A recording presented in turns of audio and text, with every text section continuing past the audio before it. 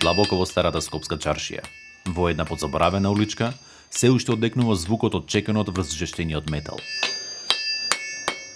Таму се наоѓа една од последните ковачки работилници, мотика.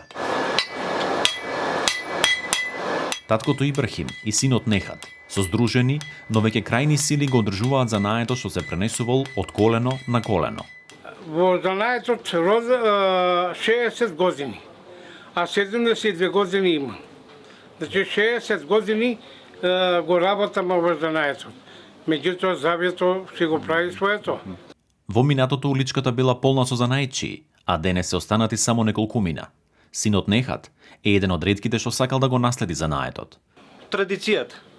Значи, работеше пара дедо ми, кој што го стегнав јас, дедо ми, татко ми, јас сум може да кажам и последна генерација. Некогаш изработувале бројни земјоделски алати, но денес ситуацијата е сосема поразлична.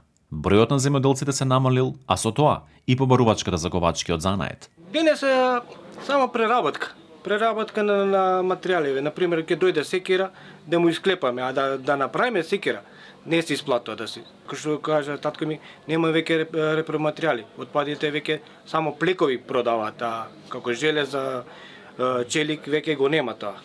А да се купат, например, тоа малце и поскапо е и не се исплатува да го правиме. Во низата препреки пред занаетите се надоврзуваат и најновите поскапувања. На изумирање сме. Почнаме да ги затвараме дуќаните. Оваа улица беше све ковачи, а останаме само јас. Тоа е поентата. А што ќе направат понатака, само они знаат. Работилницата мотика е само дел од бројните стари, но и модерни занаети, чие обстојување е неизвестно поради економската криза. Од занаетчиската комора стравуваат за масовно затворање на малите работилници и дуќани. Уште сега ние се соочуваме со затварање на овие бизниси и со тешка економска криза. Ако владата не презема хитни, непромисливи чекори за помогнење на овие дејности и овие бизниси, мислам дека 50% од овие дејности ќе бидат затворени до новата година. Сепак, се појасно е дека најголемиот удар ќе дојде од поскапувањето на струјата.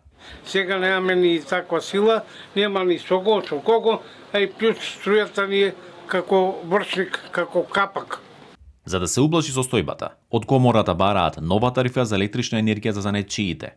Сугерираат таа да биде во ценовен ранг меѓу индустријата и домаќинствата. Моментално плаќат по 90.000 денари за 30 квадрати на објект и така да немат логично не можат да обстојуваат во пазарот со ваква скапа електрична енергија. Барањата за овие олеснувања биле доставени до владата. Одговор добивме од Министерството за економија. Велат дека ќе ги разгледаат и анализираат тие иницијативи. Пламенот во работилницата на таткото и синот Зекир се разгорува и со електромотор што работи на струја. Останува прашањето: докога ќе бидат во можност да плаќаат за таа струја и да го одржуваат ковачкиот занает во живот?